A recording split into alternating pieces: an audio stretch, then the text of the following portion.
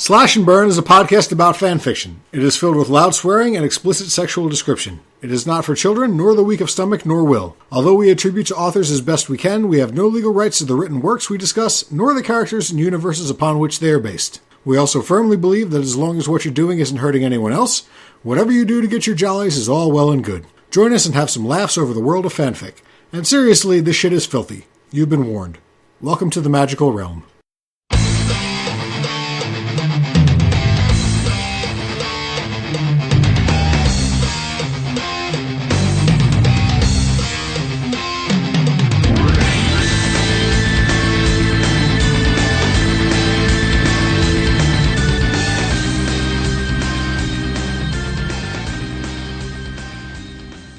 Welcome all to Slash and Burn, a podcast where we talk about fanfiction. Right? Right. Hi. I'm Steve. I'm Kira. I decided it was boring to open the show the same way every single time, so I changed it up this time, even though that was patently worse than the way that I had been doing it. I'm sure it was fine. But I probably cribbed the other way that I had been doing it from some other podcast. Speaking of cribbing things from podcasts, I'm going to open a beer into the microphone. Our producer loves it when you do that. So hello, welcome. If this is your first episode, boy, are you in for some shit. If it's not your first episode, thank you very much for downloading the first couple of episodes. Apparently it was brought to my attention that I called the last episode episode 4 when this is actually episode 4, canonically, because the pilot episode is episode 0, which the further we get away from it, the dumber an idea that was. It's very confusing. I apologize, everybody. That was mostly my idea. Again, you can write your complaints into me. Speaking of complaints, we had our first listener correction. I'm so excited. It's from a Dustin Z. That's too obvious. Let's call him D. Zackman. But yes, I was very wrong about when The Lord of the Rings was published. It was in the 50s, not the 70s. For some reason, I figured that when my dad read the books was when the books came out. I don't know why. That was pretty daft in retrospect. Yeah, a little bit. But I didn't think anything of it. I don't know. I just assumed you knew what you were talking about. That's when, That's when it was big, though, right? That's when Frodo Lives was, like, getting painted on a subway station and stuff. That's why I just figured that's when it came out. Like, when people were super into it. But it wasn't. It was mostly written during the 30s and 40s, and it was published in the mid-50s. I apologize to everybody. Send your emails, slashandburnpod@gmail.com. So today, we're talking about Final Fantasy VII. And subject near and dear to all of our hearts. Now, why 7? A couple of reasons. One, it's considered to be one of the best of the series. And two, Kira and I kind of semi-bonded over it back in the day anyway. Back before we actually spoke to each other. Yeah. We at least recognized that we were both into it. For a long time, FF7 was my favorite video game. Now it's Borderlands 2. And FF7 has entered that realm of things that I liked when I was 13 that I'm terrified to go revisit. Oh, yeah. Because I'm horrified that it might actually be terrible. I keep really wanting to play through it again, but I know that my eyes would not be able to handle it for more than 10 seconds. Right, and Squeenix keeps dangling in front of our faces these tech demos where they're like, look at how cool it would be if we remade FF7, right, guys? Yeah. And then they don't do anything so but cruel. Release do they know how much money they would make, though? I myself would buy at least 5 copies. And I don't buy anything. But see, here's the thing. If they did it, it would only come out on Vita and 3DS because... I'd probably buy one of those. That's how serious I am about this. Because that's the only thing that Japanese people buy anymore. They don't buy consoles any longer. I would buy one. It's all Americans. But so we were kind of wondering what kind of stuff we could find related to FF7. I wasn't wondering. I knew.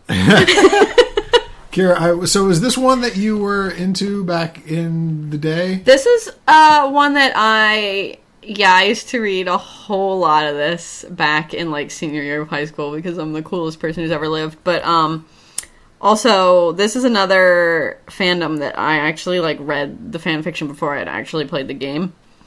So, I don't know. I always think that that's kind of a fascinating, I don't know, journey. If what I read is any indication, then you thought that Zack was probably the main character of the entire fucking game. Because, holy shit, there is so much Zack. Well, the way that it happened was that I think, I kept seeing fan art, rather, of Sephiroth, and I was like, man, that dude is right up my alley. And so, like, I just looked specifically for fan fiction with him in it. And, yeah, he was pretty central in a lot of it. But that's a point I was going to bring up later, but we might as well just discuss it now because what the hell, I already brought it up. So Zack is a character that is fantastically minor in the actual Final Fantasy VII game. In a lot of the supplemental stuff, the offshoot games, and some of the fiction and stuff that's come afterwards, he's played a more central role. But in the actual game, you see him for like 20 minutes, maybe, out of like a 60, 70, 80-hour game. So it was really surprising to me to see that he plays such a prominent role in so many of these stories. I think that, at least from what I have read in the past and what I have prepared for us today, like, a lot of it, people don't want to write about, like, the game because the game happened. Like, you already know what happened in that. People want to write, like, before, like, prequels almost. So that makes him a lot more central, if that makes any sense. So a lot of the main thing that Zack, there's a big story thing that happens where Zack is involved in it, but you barely see him in it. And a lot of the stuff... I think you probably don't have to worry about spoilers. Probably not, but I also don't remember it well enough that I don't want to completely embarrass myself. But a lot of the stuff that I read, either that hadn't happened yet, or it happened in a completely different way, and so that was the way that they were spinning it, so that they could just cram more Zack into everything. He's a really popular guy. Yeah, he really is. So, just a little bit of inside baseball here. I had a hell of a time actually finding anything that I thought was interesting, and whether that's my own hang-ups or what, I don't know. But so instead of the usual 3 and 3, we're actually going to go 4-2 this time. Where Kira's going to be driving most of the program. So I did not have any such problems. In fact, I was having a hard time paring down my list to just 4. She kept telling me about how much stuff she was finding, and I was just getting frustrated. I was getting a third of the way through a story and then just, like, being incredibly bored and dismissing it. But so you want to go 1-1, 2-1-1? Yeah, sure. Okay. All right, so in that case, why don't you start us off? Okay, my first one is by far my weakest one, but I think that the sheer, like, bad writing and, like, bewildering plotline are enough to carry it onto this episode. This one is called Which One? One Shot, and it is written by Otaku Rainbow. Sorry, I can't even talk. And this one was on fanfiction.net. It was published in 2005. If that means anything to anybody. Basically, here I'll read the sentence long preview that the person wrote for it, and then I will get right into it. It says, One Shot. Seth rapes Cloud to show power. Does Cloud choose his woman or Seth? What does Seth do when he finds out? I'm pretty sure at least one of those questions is not answered in the story, but Now, just real quick, for those of you who maybe never played the game, Cloud is the actual main character. Is the actual main character, the protagonist of the game, and Sephiroth is the main antagonist of the game. So just by that, you'd imagine that the pairings of the two of them would probably be the most prominent thing that you would run into. But also storyline-wise, I mean, I guess rape is pretty antagonistic. So. Yeah, I mean, you could say that. But there's a whole lot of non-antagonistic pairings between them. So many. Do I have any in here? I actually don't think I chose... Well, sort of. One of them is sort of, but you'll see what I mean. But so that was a little off-putting to me just from the start. Sorry. Okay, so anyway, this story opens with Cloud and Sephiroth had a battle, and Cloud lost consciousnness, and when he wakes up, he is chained up in what he assumes to be a basement. And here's a quote. I opened my eyes to feeling Sephiroth line the outline of my face with his tongue. I moved away, but he had my face in his hand, and plus I was too weak to move with a lot of strength. My new love, my slave, you will know my power, and you will know to bow down before me on your knees. He had then pushed my head forward, making my body jerk and landing on my knees. I could help it. I was his now, and there was no way I could get out now or ever. So I could help it? that's what it says. Okay. I didn't write it. I just wanted to make sure I hadn't misheard. No, you did not mishear. So, Sephiroth, Cloud is so distraught by this molestation that he kind of... This whole story is told in, like, current Sephiroth touching him, and then flashbacks to him and his love. Now, the first tidbit we get of his past is a scene. They are on the beach, he and the ladies. And here's a quote. It says, "God, Cloud, you're... Y-O-U-R. Happier than you were what happened, no question mark. Yuffie had asked me. I looked up to the sky, not figuring out why, but I just knew there was a reason somewhere. Maybe because I was by beautiful women. Or maybe that I was close by my true love." We don't know who his true love is, and that's kind of a mystery in this story. I was going to say, that's not revealed at any point? I mean, it is eventually, but I kind of enjoyed trying to figure out who it was throughout the story. So then we flash back to the present, where Sephiroth is now, continuing his ministrations, I suppose you could say. His tongue molestation? Yeah. It felt so good, but I couldn't let him know that. I wasn't going to fall for his tricks. After a while of sucking, he must have realized I was a female and started to bite around the area, drawing blood. He's talking about his boobs, for reference. He sucked on the blood like a leech, which made me even weaker. How much blood is he drinking? Then he moved to the other nipple, doing his same routine he did with the first. He had me fully naked and was amused at my member's size. There was a skip here. I'm not reading the whole story. I'm skipping to a next... So hold on, let me stop you for a second on that. So Cloud is maybe a lady. Cloud is a female, but Sephiroth didn't know that, but he's also got a member. Well, I mean, we didn't know that either, to be fair, because usually in gender swap stories, this will be mentioned, like, way earlier on, not just, like, suddenly like this. So, I was really confused by that. Rightly so. But then, I don't know if you had heard the part that I started to say next, which was another, like I said, a skip forward.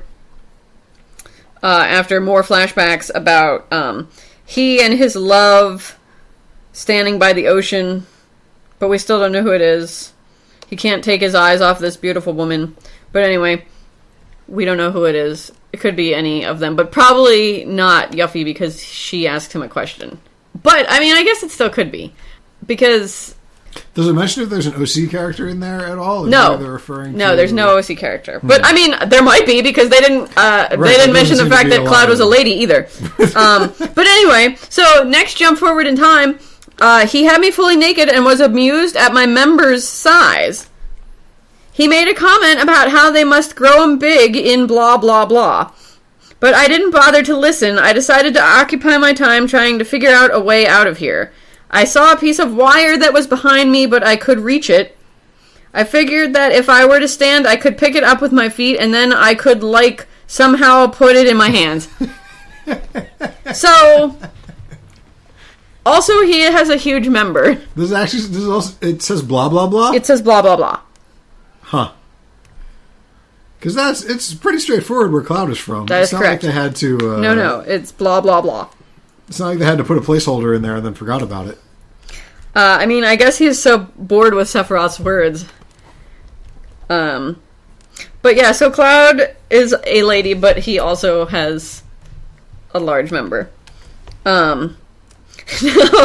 So he goes back and starts fantasizing about a night of love spent with his, his one true love, who we still haven't got a name for, but we will in a second. He flashes forward again in time to now. I was so caught up in my daydream of my love that I had enjoyed it, knew it, and push on my pleasure button. I moaned, and once I had realized that I had done, it was too late. I was already feeling to go to do anything. I was lost in pleasure. I was kissing back, losing to his power. So he was so caught up in his daydream about his one true love that I guess he was enjoying his time with Sephiroth. Now, I've read a lot of erotica, and the only people with pleasure buttons, as far as I know, like, that refers to a specific part of the female anatomy. It sure does. So, like, I'm just a million times more confused about what parts this Cloud possesses. All of them. Apparently. He is a pangenital. Yeah, so Sephiroth starts, kissing him, and, he starts to suck on his member, and then he flips him over and starts to have his way with him, and all the while, Cloud is just bellowing, "I love Aerith," over and over again. So we finally find out who his love is. It's Aerith. And then he has a dream, and Aerith says that she's trying to come. She'll be there soon. Yeah, I know. And then, after a while of kissing and squeezing my ass, he moved on, kissing my chest and moving downwards. Once he got to his destination, he started to suck on my member, moving it in his mouth slowly at first, and then going faster and faster. I lost it and cummed all over in his mouth and on the floor. He enjoyed it while licking it off the ground. So, yeah. I don't even know. Yeah, I really enjoy the sex descriptions, and I really like how they will use, ass is okay, but, member is the only word that is used to refer to his... I haven't read as much erotica as you, but member is used a lot. Member is used a lot, but he, only has a member in this. There's no other word. No, he's also got a pleasure button. Fair point. So there's no actual, biological, real words, it seems. For that particular part of the anatomy. For the dirty parts. No, that is true. Cloud, it's all just clever euphemisms. Yeah. Cloud goes to sleep, and then he wakes up because he hears, something crashing upstairs, then followed by thumping coming down the stairs. And it's Aerith, and she's come to rescue him, and she unchains him, and that's the end. My question here is, where's Sephiroth? How did, is he not home anymore? Did Aerith fight him off single-handedly? Because I don't think that would go well. Yeah, I don't think that would work. In the description, it specifically says, what does Seph do when he finds out? And we don't ever find out. There's no Chapter 2? No, there's no Chapter 2. And this was, again, written 10 years ago. So I don't think we're ever going to know. So, there you go. That is my first.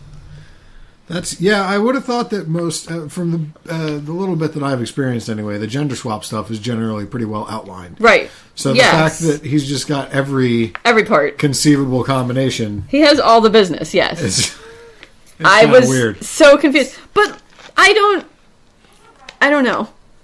It's weird, right? It's weird. It's pretty weird. So my first story is called My Name is Sephiroth by Lucky Slevin on fanfiction.net. Now, I'm already really excited about this. Right at the top of this, it said it was a Yaoi fest. Am I saying that right? Yaoi? Yaoi? Kylie and I always said Yowie, but I don't think that that's correct. That's just how we sounded it out when I was a young child. Because Yowie is a noise that they make in the Looney Tunes. Right, and I don't know, it's kind of funnier to me that way, but right. I don't think that's probably... Yaoi. That sounds really awkward, and I can't see a Japanese person saying that. I've recently heard it referred to as Yowie, so I don't know. Anyway, it said it was a straight-up Yowie fest. I'm interested. But what it also is a straight-up ripoff of Dexter. Except with Final Fantasy VII characters in it. Sephiroth is Dexter. I kind of figured. And the whole storyline is pretty much taken straight from the Ice Truck Killer arc of the Showtime television show Dexter. Sid even plays a perfect analog of Dokes, the guy who thinks that Dexter is the serial killer all along. I thought that guy was super hot, by the way. Well, so is Sid. And he also curses like a sailor, just like Dokes does. I never saw the parallels before. I know, right? Just in case you don't know what Dexter is, it was a Showtime show about a serial killer who only killed other killers. But yeah, so this one was kind of baffling to me because nothing in it had anything to do with the world or the setting of Final Fantasy. It was just like he literally took the names of these characters and placed them in the middle of the show Dexter, except it was the Midgard Metro Police Department instead of the Miami Metro Police Department. That's a setting change.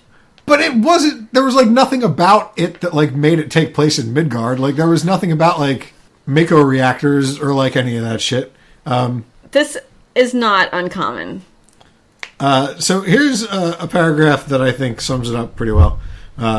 In fact, tonight I was going after some low-level drug dealer that had killed 2 innocent people when a drug deal had gone bad. I was a killer of killers, but would never hurt an innocent. That was my code, and I followed it as strict as the sun rose and fell beneath the horizon. In society, I would be labeled as a psychopath, but I felt truly enlightened. I could feel no ties, no empathy, and simply went through all the motions of being a regular person, except for the thrill of killing. I was lovable by all, except for Sid, of course, that always had a strange feeling about me. Funny. It was also why I thought I would join my so-called friends in their normal ritual of going to the bar as an alibi. Although I had to admit, it was nice to hang out with them and watch their shenanigans. So, an entire paragraph about how he's a psychopath who feels nothing. And then it's completely undercut in the last sentence. Maybe nice isn't a feeling. Well, it wasn't in quotes or anything. I think it was nice to, I think, is a feeling. It does imply that he was enjoying himself. Right. That he was getting some sort of pleasure out of this interaction with other people. Also, when I went back through it a second time, I couldn't find the exact quote, but at some point during the story, it mentions that Sephiroth is wearing jeans. And that weirded me out so bad. I don't know why. What kind of jeans do you think he would wear? Like, when you said that, I immediately pictured, like super light wash, really tight, like, 80s dude jeans with maybe, like, some rips on the thighs. But I don't know why. See, I would think more like hipster, like... Skinny jeans? Very skinny jeans. Yeah, well, I mean, these ones that I'm picturing, like I said, they're really tight also. For those of you who aren't familiar with the source material, Sephiroth is wafer thin, as they say, and very tall, and he's got incredibly long platinum hair, and is very feminine looking-ish. So, yeah. But yeah, just the thought of him in jeans was really weird. I can't picture him in, like, weird. Cargo jeans or anything like Junkos. Yeah, no. Actually, I can picture it, and it's pretty funny. God, that reminds me of another story that I almost used, but I didn't, about Sephiroth and Cloud meeting in a nightclub. But I didn't pick that one, so moving on. Here's another passage. The only witnesses Zack and I were able to find were those of shop owners heading to the Walmart to open their businesses, but at the time they were coming out, it was 7 o'clock earliest, and the body parts were already placed there. So 2 things. First of all, again, this is just regular world, because there's a fucking Walmart. Right. There's no Walmarts in Midgar. Are you sure? I mean, I played that game a lot of times. But secondly, Walmart is spelled W-A-L-L space Mart, which made me think of a store where they do nothing but sell walls, which really made me smile to myself. But yeah, this whole thing, it's like literally, it's 3 chapters long. It's supposed to be a yaoi fest. Does it cover but there's no sex whatsoever. Oh, it doesn't? No, there's some sexual tension between Sid and Vincent, who's like their boss at the police station or whatever. But there's no actual sex or even close to sex. I'm going to have to take a second here and call you out. Because when you told me the pronunciation of wall, something triggered in my mind. And it made me remember that in Final Fantasy VII, Wall Market is a large town-like area made up of 2 subsections, the northern area and the southern area. There's shops in it. Huh. So that is... the Honeybee Inn is in it. Wow, I did not remember that at all. So I think that was a reference. Huh. Okay. Sorry. In which case, I apologize to Lucky Slevin and all of you. The last thing that I wanted to bring up... I'm still really disappointed that there isn't actually any gay sex in here. And it was 3 chapters long, and maybe there will be more chapters in the future. I didn't look to see when this was published, actually, so maybe eventually they'll get to it. But yeah, I mean, there's parts in it where he, like, literally, like, even the kills are taken, like, straight from Dexter. The whole ice truck killer thing, like, he suggests that, like, Sephiroth suggests that the murderer is using an ice truck to drain the blood out of all the bodies and stuff like that. Like, literally, point for point, the first season of Dexter, this is. It's really not as uncommon as you'd think. Except for this, when they're in the bar having drinks, a double scotch for both of us. Dry, please. I rose my hand to one of the younger male bartenders came to us. It seems you're one of the few still sober here, Cloud, I told him. All right, so there's no such thing as a dry scotch. It doesn't work that way. Like, I can't even... That's like saying that, like, an airplane goes underwater. Dry is not used for liqueur. It's used for wine. So this was clearly written by someone who has never drank, or at least doesn't give a shit about drinking. That's probably not as uncommon as you think either. Right, which... Many stories I've read, it's like, oh, I had a glass of wine. I'm so drunk I can't, see straight anymore. I'm like, you've never even had an alcohol. But yeah, 3 whole chapters, no sex, even though it's a total yaoi fest, and it's the worst fest I've ever attended. And it was ripped straight from the entire first season of Dexter. Now you say that's not that weird. Like, no. Is there really that much transplantation of entire plot devices and stuff? Yeah. And all they want to do is put the names of these people and then imagine them doing the stuff instead of the people who actually that's did correct. It. Not long ago, I was lured into it by accident, don't judge me, like a Sherlock, John Locke story, if you will, but it was just the movie Titanic, except with Sherlock and John in the main lead parts. And, like, I couldn't look away. Rewrite everything? Yes. Like, why can't you just write, like, hey, remember Titanic? Imagine it was John and Sherlock. Like, wouldn't that accomplish the same thing for anybody who's reading it? People are really into putting characters into a different setting. And, I mean, sometimes it's a crossover in that, like, you might have a story with, like, the Final Fantasy characters go to Hogwarts, but you've also got, like, the people who are actually in that universe in it. But you might just have them in that universe and not have the original characters in it at all. Like, it's just taking your characters that you like and putting them in a whole bunch of different settings. Not unusual. It's very, very bizarre to me. I think I've had this conversation with our producer before. Like, if you like this show or this game, like, why do you want to read about them in completely different settings? And I said to him the same thing I'll say to you right now, because it's not about the universe. It's about these two characters and their interaction with each other. So you want to see how their relationship plays out in a variety of different, ways. But to me, the characters removed from the setting, like, doesn't work. Just like Sephiroth and Jeans made you laugh out loud. Like, it doesn't... I don't know. It's such a foreign concept. Like, it makes it feel like it's not them. It's not something I'm personally into for the most part. But... like, there have been some that I've read that have been, like, really well written or, like, really thought-provoking that I have gotten some semblance of enjoyment out of. But I'm inclined to agree with you for the most part. But, I mean, that's just me. A lot of people are super into it. All right, so what do you got for us next? My next one is called Treat. And it's by Azrion Fusion. I'm sorry, Azrion Infusion. And this one is on Archive of Our Own. I can read to you the summary, which they have written, which is, Aerith has a treat planned for Zack's birthday, and it involves Sephiroth and a gender switch materia. Okay. I saw references to the gender swap materia, and I think I even started reading one story that had it in it. Materia is a glowing ball that grants magical powers and or other magical effects. So apparently a staple of FF7 fanfiction is that there's one that swaps you from a boy to a girl or vice versa. That's correct. I originally got here because I saw something, not this particular one, tagged misuse of materia, and like I got really excited, but it was not misused in the way that I was hoping.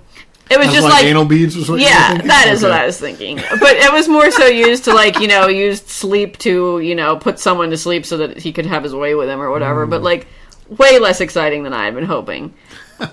Side note, though, I did really end up enjoying that story. But I didn't use it because I just legitimately enjoyed it. Because I'm the worst kind of person. But anyway, so, basically, this one, Zack comes home, and Aerith is Aerith in this story. Like I said earlier, before we started recording, I'm just going to pronounce the names as they are written. So again, to people who aren't familiar, in the English localization of Final Fantasy VII, they changed the character's name from Aerith to Eris, I guess because they thought that like Gaijin tongues couldn't pronounce the th at the end of that or something like that. And to this day, there is a raging debate and apparently even a split in the fanfiction community over which one is real and which one should be used. That is correct. So, this one, like, there really isn't a whole lot of plot for me to discuss because it's pretty straightforward in that Aerith, Zack, Sephiroth, and Cloud are all dating each other. The four of them. Of foursome. That's correct. Or four, what do you call it when you... It's a triad when there's three of you. What do you call it when there's four of you? A quantad? Sure, let's go with that. Quadrant. The sex quadrant. So I'm just going to read to you some of my favorite excerpts from this. Heed, which we're talking from Zack's point of view here. Seen them with their mouths pressed together, lips moving in a sensual dance, the flash of tongue as the kiss deepened, but he'd never seen Aerith's hands settle on the curve of Sephiroth's slim waist, or the fascinating caress of two pairs of breasts pressed tight against each other. So wait, basically, 2 pairs of breasts? Yeah, 2 pairs. Whose? Sephiroth and Aerith are making out for Zack to watch. But Sephiroth is a lady. Oh, right, the gender swap Yeah, materia. yeah. Okay, well, you didn't mention who it was used on. Oh, I thought that was mentioned in the description that I read aloud. Oh, maybe you did. I'm sorry. If Yeah. so, I apologize. It involves Sephiroth and a gender switch materia. So, basically, the premise here was that Zack is just supposed to sit back and watch them make out. So, he does. Sephiroth made a sound Zack had never heard before. It was a moan, but high-pitched and breathy. And hearing it made Zack's cock jump. Sephiroth's eyelashes, longer than ever, brushed against high cheekbones as his eyes fluttered shut. You have something to say? No, I just really enjoyed that. Aerith was conscious of their audience and a master choreographer. She kept her hips raised just high enough that the boys could see Sephiroth's tongue flicking against her. Her eyes were heavy-lidded with pleasure, but she kept her gaze firmly locked with Zack's as she leant forward. What else is happening is that Cloud is sitting behind Zack at this point and is, manually stimulating him because Zack, it's his birthday and he's not supposed to have to do any work at all. Also, I guess he was feeling left out. I don't know. Why they didn't just use the materia on him as well, I don't know, but Sephiroth's hips physically jerked up when Aerith's fingers circled the intimate flesh between. Zack held his breath, groaning louder than Sephiroth himself as Aerith slid a finger into the slick opening. The image of those two together was seared into his mind, and it didn't stop him from hearing. The soft, wet squish of Aerith's fingers stroking Sephiroth from the inside, the slurp of Sephiroth's tongue against Aerith, Sephiroth's quiet gasps of pleasure, and Aerith's less restrained moans. I just included that because you know how much that slick imagery grosses me out. The moist. Yeah, it's super gross. But so then, Zack is just like watching, and then they're like, "Do you want to join us, Zack?" And he's like, "Yes, please." And so then he and Cloud like jump in, and then the story ends before anybody actually comes. Really? Really? And there's no part 2? Nope. Wow. The last line, Zack's joy was almost palpable as his lovers embraced him, and he took the time to kiss each of them thoroughly. Then he cocked his head and grinned. Do I get to use that materia too? Finn. What a tease. I agree with you. I am extremely distraught. This story didn't really do it for me, but I can understand how you'd be really disappointed if you were into that. Yeah, really. That's man. Yeah. If I was, you're getting going like to town and then I got to the end of that. Yeah. That would have been. You got a soft, wet squish. You got stroking from the inside, and then nothing. It But just straight up ends. Wow. Yeah. Huh. What a disappointment. I know. I thought so too. But I enjoyed this one because it was the gender switch materia and also the, like, 4-way relationship thing, which I actually found in a lot of the stories that I was looking at. I guess, like, they like all 4 characters so much that they can't just decide who they want together, so we'll just... There's such thing as, like, a 3-on-1, though. Like, Right. You don't have to... No, I'm not saying that. I'm just... was surprised by how frequently I found it. What does it go into any detail? Probably not, about how the gender switch materia works. Because in the game you have to slot a materia into an equipment of some kind of sort. So I wasn't sure if maybe the materia went into an orifice or they had to wear a bracer. That's what I was looking for. But no, I did not find any of that, and I was super disappointed because, like, I thought, here is a great opportunity for something to get shoved into a hole, and it just is never taken. Well, that's disappointing for everybody. I agree. The story was disappointing all around. We're going to take a short break, and we'll be back. You're listening to Slash and Burn. Thanks. Okay, welcome back, everybody. I got another beer, which I'm going to open loudly into the microphone again. But Kira's got another story that she's going to regale us with. Also, it's Yahtzee time. Somebody didn't mute their phone. It's me. Yeah, I do have another story.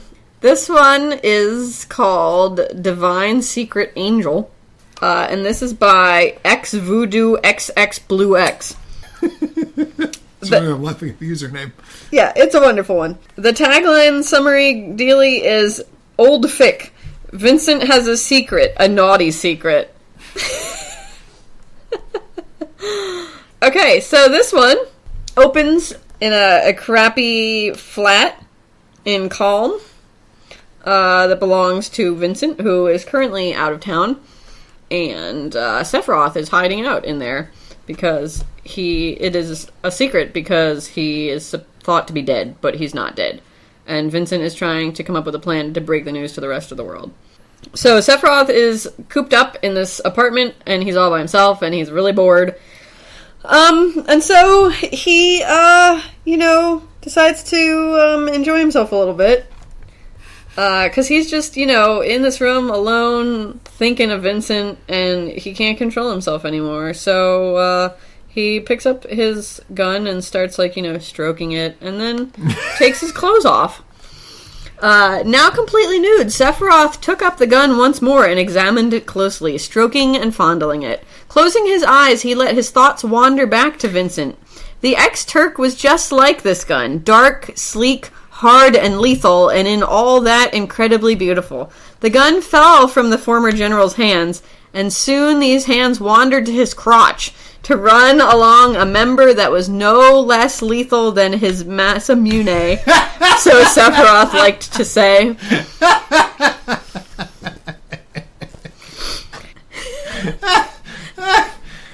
Sorry, lethality of genitals is very funny to me. I agree. I also really enjoyed the use of the word crotch in a sexual scene. I don't know. It just isn't a really sexy word to me. So Sephiroth continues to think of Vincent. Sometimes when Vincent wasn't there, touching something that belonged to him created a connection strong enough for Sephiroth to feel the gunman in his mind and body. Damn, the feeling was hot. So I don't know if... That's damn straight poetry right there. I don't know if this is supposed to be like, a, figurative, that he can feel him, or if he's like a sex psychic or something. I'm not entirely clear on that. So Sephiroth is here, and he's so wrapped up in his fantasy that he doesn't even hear Vincent come in. Oh no! Until he feels a breath on his neck.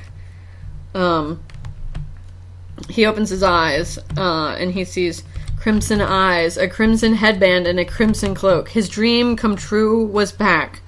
Vincent, Sephiroth breathed in wonder. He hadn't even heard the gunman come back, being so caught up in his fantasies. I think...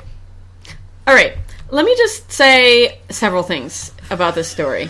Because I'm really torn about it, and that is why I used it. Because part of me actually finds mostly this story to be pretty hot.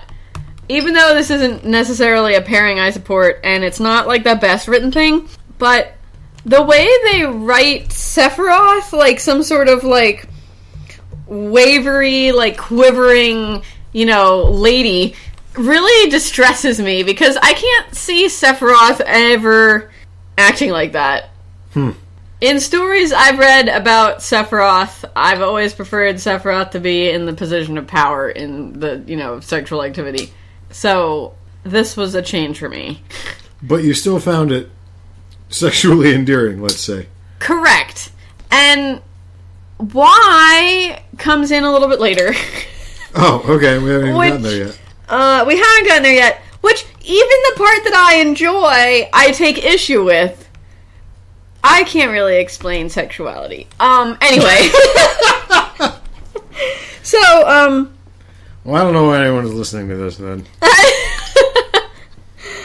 The moment Vincent was completely undressed, he grabbed Sephiroth's hips again and spun the general around to face the bed. Hard and rough, yes, Vincent growled into Sephiroth's neck, where he bit down on the flesh none too gently. Sephiroth's breath hitched. Ooh, yes, mark me, he moaned. Again, I can't really picture this. Yeah, Seph isn't usually the bottom in this. No, yeah, and it distresses me, and yet I couldn't stop reading. Someone's happy, Vincent remarked, reaching around Sephiroth's waist to cup the general's erection in his claw, eliciting a small hiss from Sephiroth. The metal against his cock felt incredible, and it was all he could do not to buck into the touch. This claw was lethal, and so was the game he was about to submit himself to. But Sephiroth loved danger, lived it, and breathed it. Poetry. Pure poetry.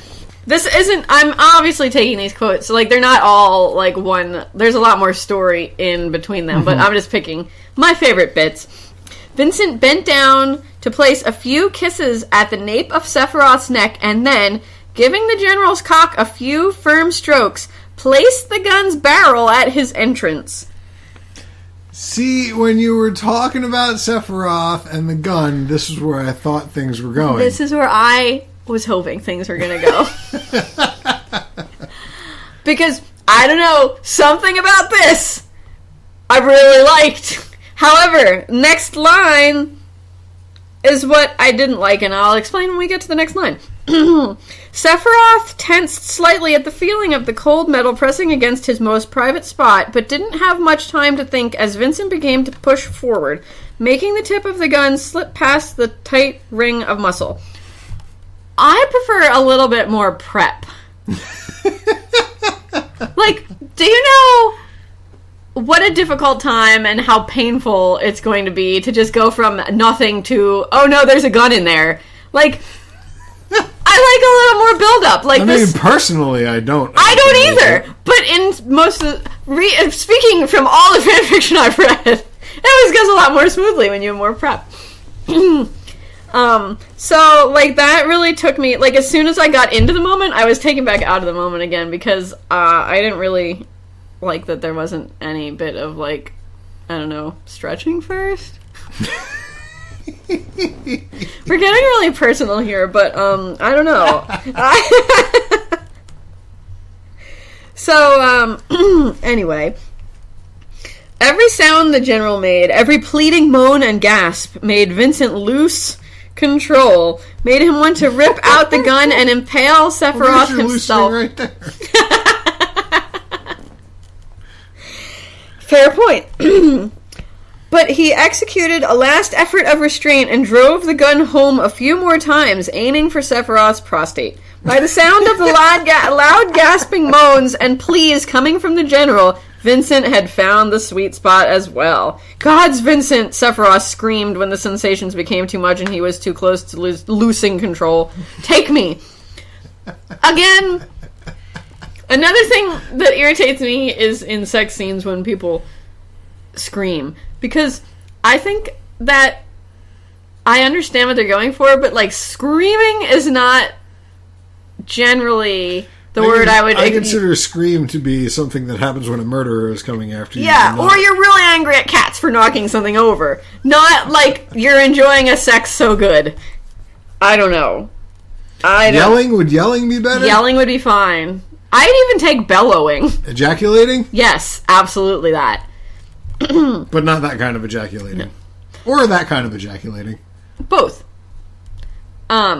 But so, Remember, what was that? Like Charlie and the Chocolate Factory or James and the Giant Peach? For some reason, I have a feeling it was a Roald Dahl book where he used ejaculating. I'm pretty sure it was James and the Giant Peach. Or he used ejaculating to mean, to shout out in surprise. Yeah. And it's a British thing. Everybody in my 4th grade. Oh, it was in Harry Potter, too. That's right. I know it was in Harry Potter, but I think James I remember and the Giant from my Peach elementary days, though, yeah, it was, we thought that was the funniest goddamn thing, and we were right. Yes. Anyway, I'm sorry, continue. It's okay. That's basically, so Vincent does eventually remove the gun and use his peen to finish the job instead, and then, in the afterglow, Sephiroth's like, was that gun even loaded? And Vincent won't tell him, and some mysteries are just better unknown, so that's the end of the story. So, if this had a little bit more, prep involved, I think that this would be in my favorites folder, but it isn't. And I don't know what that says about me, either way. Well, it's interesting that you say that, because a story that I'm not going to read anything from because it wasn't super interesting, I got into it hoping it would be interesting, but it turns out it wasn't, was I actually, in my first time through episode number 4, but actually 5 episodes of doing this, I actually finally found a thing that I actually thought was pretty hot. And it was called Legs and Mirrors by Quite Right, Right spelled W-R-I-T-E. Legs and Mirrors? Legs and Mirrors. I think it was on Archive of Our Own, but it might have been on fanfiction.net. Sexy Legs and Mirrors, Leg Emporium. Nope, that wasn't it. But there was nothing funny about it. I was hoping it would be funny, but it turned out not being funny. But what really disturbed me was that I actually found it really hot. And that's the first time that's ever happened. It was a Cloud Yuffie scene. I know. What? Which... that's a weird pairing. Is it really? I think so. Why is that so weird? I don't know. Because she's never got really played up as huge tracts of land. I think she's easily the most... No, she doesn't. Yes, she does. No, I'm pretty sure she doesn't. Oh, no, I'm thinking of Tifa. Wow, yeah. No, she doesn't. Yeah. I'm like, what are you talking about? She's like 12. Is she actually 12? Oh, Christ. If so, I feel even more ashamed than I did before. Hang on, I'm looking it up. FFVII. I'm trying. But yeah, no, there was nothing super interesting. She is 16 in FF7. All right, well, then I don't. You can feel a little bit dirty, but not super dirty. It's in some states I wouldn't feel dirty. In other states I would. Yeah, so there you go. But yeah, no, actually, it was like blood type A. Oh, that's good to know. Yeah, no, I was actually kind of into it, which was really weird. And after the fact, I was like, "Huh, did that actually just happen?" Did you read it again to make sure? And it did. No, I didn't, but maybe I will at some point in the future. Now that I have it written down here. So, does that was this the first time in your research for this show that had happened, that you found something that actually did something for you? Let me think. In a carnal way? Researching this show? Mm-hmm. Yes. Okay. Because I'm clearly not researching for this show. Yeah, no. I mean, I can tell you 3 things that made me feel that way this week that were unrelated to this show. I read too much fan fiction, you guys. I have a problem. I have a legit problem. But, oh my. I just opened this story that you... Steve, I think you could have read a lot of this. Maybe it's not embarrassment that keeps me from doing so. Anyway, okay. Moving on. I really didn't think it was all that interesting.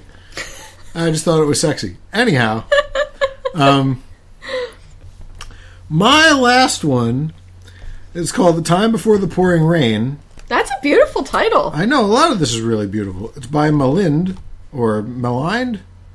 It's probably Malind, but without an E, on an Archive of Our Own. This is Cloud / Sephiroth, which I figured would be the most popular pairing by a long shot, but as we actually talked earlier, Zack might beat both of them out. Zack is fucking... Just Zack and Zack? Everywhere! Yeah, really! I wouldn't be surprised if there were Zack and other soldiers Zack that on look Zack exactly erotica, like Zack. Yeah. I'd read it. So I got some choice snippets from this one. Starting with this one. Blonde brows never failed to jump up whenever Zack used the nickname. Seth for their general. Sure, Zack was their general's right-hand man and friend, but still, even though Cloud and Sephiroth had a friendship to bond them as well, an increasingly close and intimate one at that, the blonde man never called Sephiroth Seth. Seth felt close to the silver-haired man, but not that close.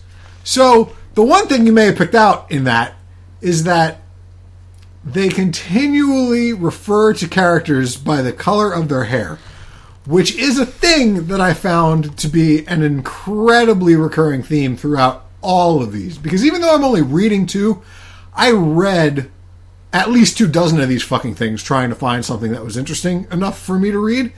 And they all do this. They all refer to people by either the color of their hair or the color of their eyes.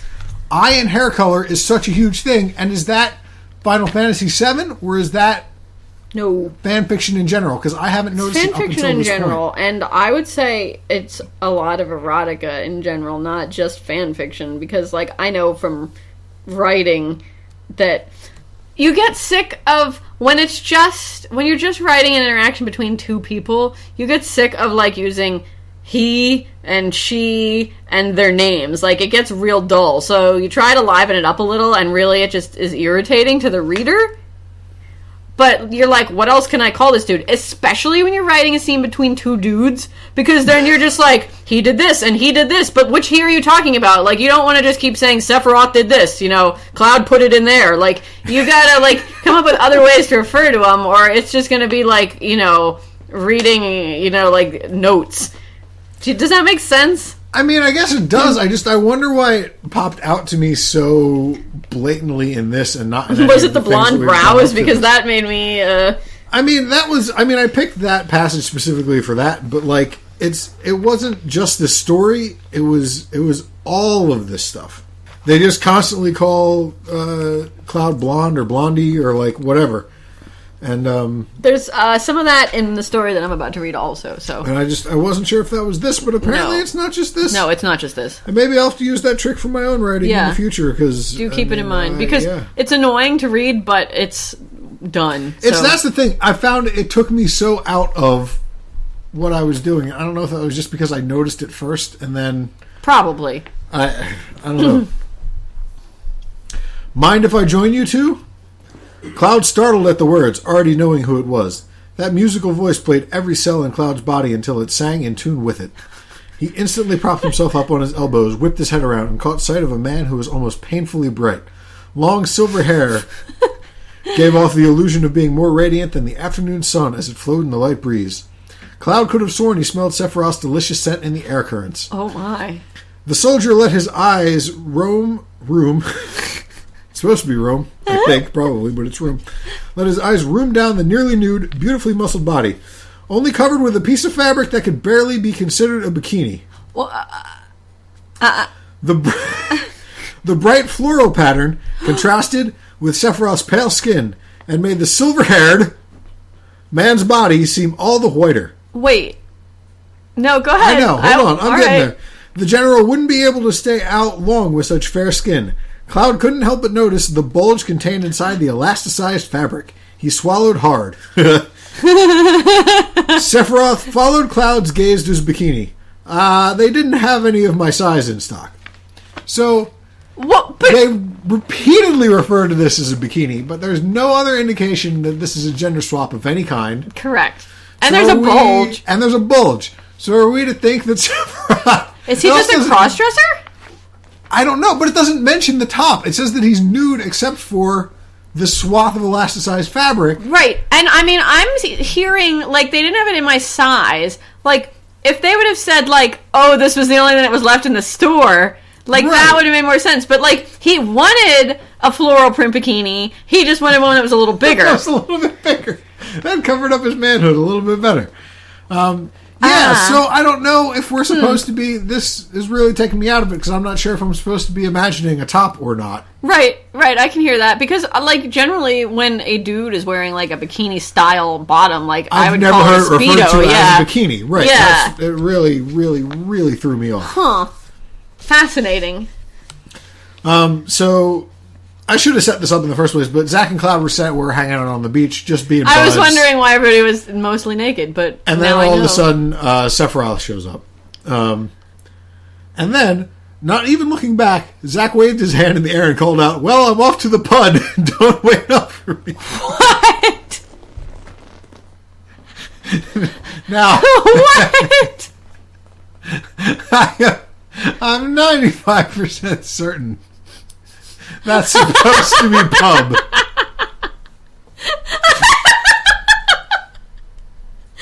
But it definitely said pud, which is another word for penis. And you'd think that if Zack was looking for a pud, he could have just stayed put. Considering how much of Sephiroth's is almost exposed by his fluoroprint bikini. I'm literally crying. When you said it, all I was thinking was penis, and then I realized that it was probably a typo, and I found it even more amusing for some reason. And that's part of it, is that pud might be the funniest penis euphemism that there is, just because it sounds There's nothing sexual so about hilarious. that. No, not sexual, just funny. But Zack runs off towards the pud, and I bet he does. and Cloud and Sephiroth stay on the beach together. Giving his shoulder a playful shove, the blonde man smiled when Sephiroth obediently laid flat on his back over his towel. Cloud brushed the silver bangs off of the man's face and enjoyed the responsive shudder as Sephiroth closed his eyes. The curve of the general's pink lips deepened slightly as he cracked open his mouth to breathe through it. Cloud's boxers suddenly became absurdly tight. He rested his arms on either side of the taller man's broad shoulders and bent down to brush his lips across the man's mouth. Sephiroth moaned lightly at the caress and tried to capture those lips with his own. That escalated quickly. That weak, lustful sound was all it took for Cloud to force his tongue into the mouth beneath his own. Sephiroth instantly matched his ferocity. The man's sweet saliva mixed with his own. Now, sweet saliva is apparently another materia that I never noticed the first time that I was going through the game. Because I don't think that is a natural state. I'm pretty sure that that's something that you can only get through magic. Oh, God. Strong arms wrapped around the soldier's waist and tugged him downward onto his lover's body. Cloud only moaned louder when Sephiroth ground himself into the shorter man's leg over his swimming trunks. He pushed his own erection into the general's hard stomach. Now, I get what that's supposed to be, but it's so much funnier to imagine it as belly button penetration. Like, yes, please. Because I don't think that's really what they were going for. No, They probably would have been more explicit about it, but they didn't. The attention to each other quickly became more enthusiastic. The soldier gasped when Sephiroth yanked on his shorts without warning, released his aching erection, and continued the almost erratic pumping to bare skin. Never in his life had Cloud felt something more spectacular than Sephiroth's surprisingly soft skin against his leg. The blonde's skin crawled with life. His respiration through his nose not substantial enough for his body's exertion. What? Neither lasted long with the mutual stimulation. That respiration line is pure stimulation. Poetry. Yeah, I mean, I've heard mutual stimulation. Yeah, but before. I don't know. This suddenly started reading like a textbook. His respiration through his nose not substantial enough for his body's exertion. That sounds like something that would be on a death certificate. That's some fucking Tolstoy or a death certificate. Either way, respiration was not sufficient. I wonder if we can find that story. The coroner's report after this this beach liaison goes terribly awry. Trembling, Cloud pulled away from the kiss and came first, shooting his semen onto Sephiroth's torso, moaning weakly with each ejaculation. It's not really the way that works. The general came a moment later, grunting into his lover's shoulder as he bit down almost painfully, his semen pulling onto his own stomach. The younger man barely noticed the bite, though, being so wrapped up in his orgasm. Even if he had been rational enough to pay attention, he wouldn't have minded in the least. The blonde collapsed against Sephiroth's chest, flattening out the pools of semen between their bodies, and kissed a line along the silver-haired man's neck. So, flattening out the pools of semen, is that the most viscerally disgusting line that we've yet uttered upon the show? I'm going to go with yes. I mean, it really is. It takes you there. I'm seeing, like the you can spread. totally see it, and, like, oozing out the sides, and, like, the everything. You can see everything about it. It was a really excellent word choice. Just a really disgusting word choice. So, yeah, that kind of blew me away. And so they kiss a bit. They talk about how much, how their relationship is going to take a different direction at this point. After that, I would certainly hope so. And then it starts to rain. And the way that we know that it starts to rain is because of this. Quote, as if the heavens had flushed a toilet.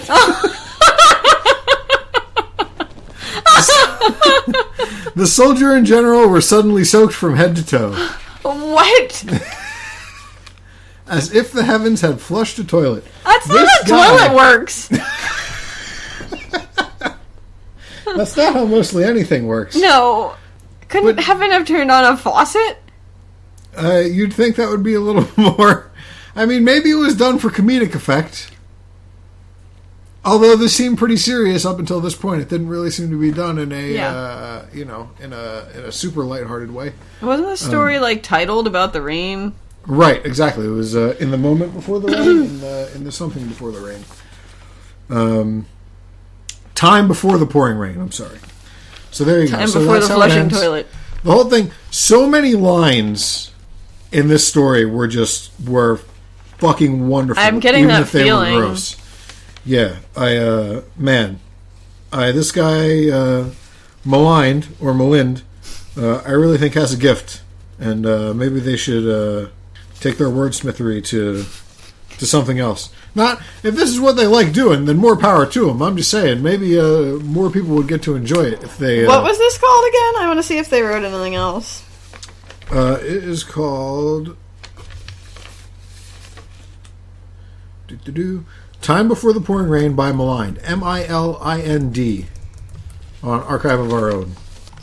I think when I searched for it, they had 13 stories, and 7 or 8 of them were FF7 based. Oh, wow. Okay. I could be wrong, though. So that was your last one, right? That was it. Okay. This is my last one. I'm really excited about this one. Not literally excited. Uh-huh. Well, I mean, not physically excited. But I'm excited to share this one. This one is called Champion Stables by Leukos. Leukos. I don't know. The summary is Cloud gets apprehended in the stables. The farmer discovers a golden opportunity.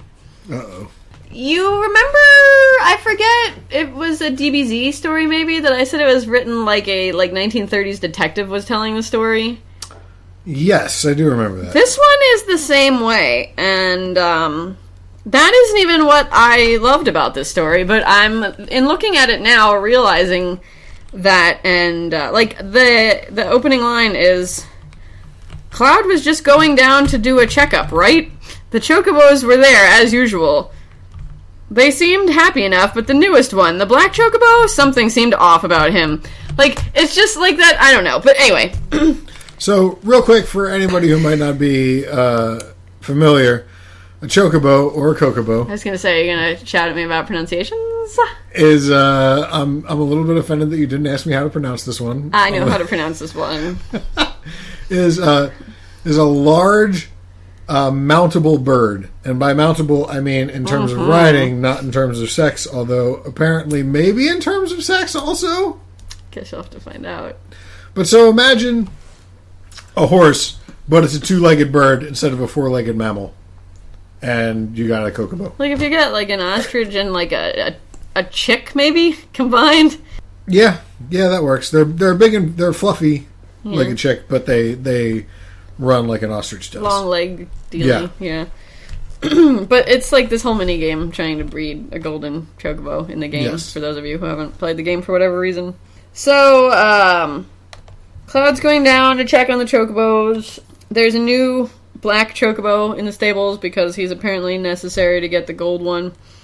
But the problem... Apparently, you don't remember? I do remember. Okay. I'm saying in this story. Because Cloud seems... annoyed by the fact that they have to have this guy around.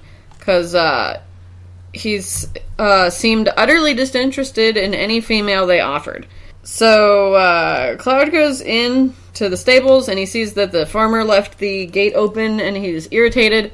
So he goes to close the gate, and he feels like a sharp poke on his finger. It says a small prick on his finger, which I thought was... but so he thinks nothing of it and goes to close the gate. And just as he does, the chocobo, the black chocobo, charges the gate and knocks him to the ground. He was scrambling about, but the male bird pressed a talon to his back, pinning the blonde to the ground. He growled rather intensely at the bird, but he didn't seem dismayed. At that point, in fact, Cloud saw it. He gaped a bit, stunned as he witnessed the chocobo's swelling cock, the avian prick throbbing lewdly, letting the male know his intentions. Cloud is also the male. I was going to say... He is not only the blonde, he is also the male in this story. He sighed. Was this why the bird wasn't sleeping with the females? He wasn't about to become this thing's bitch or whatever female birds are called. So he tries to escape, but the chocobo rips all his clothes off. And so the farmer comes walking in then, and he's like, oh, help me. And the farmer's like, oh, is this what this guy needs? Cool. And he says, I'll prepare a stable for her later, for referring to Cloud. For now, get to work on getting me that gold chocobo, he said, laughing a bit and closing the gate, locking it, and walking away. Cloud screamed at the farmer. Now, in this situation, screamed is the appropriate word. But he was stopped rather abruptly, the beast atop him pressing down against him still. So things escalate pretty quickly from there. He groaned, the bird's member grinding over his hole eagerly, the male squirming under the creature. What was happening to him? He was panting a bit more, biting his lip as his hole spread open ever so lightly, letting the beast know that he was ready to get filled with the dominance seed. Not needing another signal, the black beast pushed his cock into the other, the male groaning thickly. To the chocobo, Cloud was a fertile mate, his body broadcasting heat and readiness, his hole slick and inviting, and while she fussed about, the chocobo could easily lay her down and get to work. Go ahead, ask me your questions. So is that referring to Cloud as yes. she? Mm-hmm. Okay. Yes, the chocobo thinks that I wasn't sure Cloud... there was a female chocobo off to the side that was like watching this all going down and getting more and more turned on. No. Okay. No, he thinks that Cloud is a female in heat for whatever reason. We skip ahead a little. He was bright red with shame, getting bread on the dirty floor like this. And what's worse, his own cock was throbbing and dripping on the floor. In all my years, I've never heard it referred to as just pre. I thought it was a typo, but he referred to... Well, the male clearly enjoying this despite his struggles. He panted hotly, the chocobo thrusting in and in.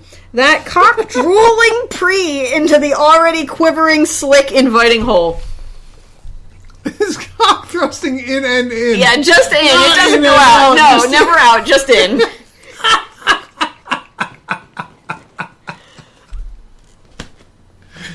Oh, man. The beast let out a mighty cry, running in deep, pushing Cloud's face to the ground as he unloaded his virile load into the male's altered body. So I guess we're to assume that the prick that he felt on his finger somehow, immediately... I can't snap my fingers, so someone insert a snap sound in there for me. Thank you. Made his internal organs receptive to this sort of business. I don't know. Those of you at home couldn't see, but I threw my hands in the air at that last mention because I didn't know what the hell was going on anymore. He panted thickly, his head spinning as thick ropes of seed pumped into him more and more. He bit his lip, shivering as his stomach plumped out nicely with the sheer amount of seed the chocobo had to offer. You are welcome. Is that part of the story, or are you saying that to me? I'm saying that to you. Okay. I thought maybe the chocobo said you were welcome. Or the farmer. No, after this, so the chocobo is done now. The farmer comes out and puts a collar around Cloud's neck and drags him into a pen.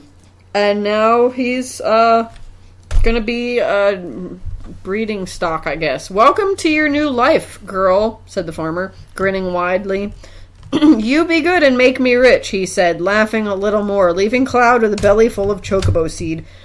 Now, So is this listed as a gender swap in any way? no, I don't think. Let me check. Let's see what the tags are on here. Rape, breeding, male pregnancy, bestiality. So male pregnancy, but they keep referring to him as a female. It Correct. seems like they're getting their wires crossed a bit, eh? A bit. Now, there's a little bit of an epilogue in here, which I also enjoyed, because Cloud just kind of goes with it. He doesn't speak anymore, and he doesn't wear clothes. So it's just naked Cloud with his belly full of seed walking around. In the morning, he'd be let out to do his business and would return for breakfast, which mostly consisted of servicing the chocobos. He would spend every morning meticulously sucking and bobbing on each of the bird's thick members, drinking down their thick seed. The taste burned into his memory. He spent so much time between their legs that he reeked of sex and cum. And what was worse was the belly he was sporting. He groaned thickly, something hard and solid inside of his belly now. It seemed that breeding was a success, and he had a brand new chocobo incubating inside of him. And that's the end. He never lays the egg, which is what I'm really curious about. That's how that's going to happen. It's a one chapter written in 2013, so I'm not holding out a lot of hope. Damn. Commenters are also extremely distraught. Account deleted says, "You're going to continue this, right? Y-O-U-R. Please," with a million exclamation points. Someone else says, "You really should continue it. This needs to be continued, please?" Question mark. This author is ruining lives. I know. "Oh, heck, you need to write a second part to this?" No, please, continue. Totally needs a sequel. Awesome story. I hope you write a sequel to see how everything up for Cloud and maybe he could find love. Aw. How sweet. Yeah, 31 dolphins swimming just wants Cloud to find some love, but most people just, I'm thinking, probably want to see that egg come out. They're looking for more hot chocobo seed and an egg. Yeah. So, that... Wow. Well, that certainly tops anything that I found. I don't know. I think... Well, yours was hilarious, just mostly because of that typo. I can't stop thinking about it. Also, Pud. I need to refer to penises as puds more often. Though. Well, everybody. This has been Slash and Burn, the Final Fantasy VII edition. Thank you very much for listening. We hope you enjoyed yourself as much as we did. In any number of ways that you I was to. going to say, or maybe more. I don't know. Get at us. You can tweet at us at Slash and Burn Pod, or is it just at Slash and Burn? Pod. I should change the email address to slashandburnpod at gmail.com. It should be slashandburnpud at gmail.com. I'll try to go and register that one right now. I'll have a redirect. If you have questions, comments, suggestions for a future episode, let us know. Thank you for downloading. Please tell your friends. Review us on iTunes. You can find me on Twitter at Procrastinarian, spelled like it sounds. You want to give out your Twitter, or are you still trying to hide? I'm not hiding. You said you don't want your family to find it. Well, yeah, but my family's not going to backtrack to my Twitter account. Your sister does. Well, my sister I told about it. Yeah. Yeah. I just can't imagine my, parents listening to this in the car. Nor do I want to imagine that. But no, I'm Empress Kyra V, Kyra, just about everywhere, so. But yeah, let us know what you think. Please keep downloading. Please tell your friends. Whether you love us or hate us, whatever, let us know. We're looking for anything at this point. Suggestions would be awesome. Yeah, suggestions would be good. We got a whole long list, but if people want to hear something in particular, we'll gladly bump it to the front of the line. Or maybe it's something we never even thought of. Mm-hmm. So, for Slash and Burn, I've been Steve. And I'm Kyra. And we'll see you in a couple of weeks. Bye. Bye.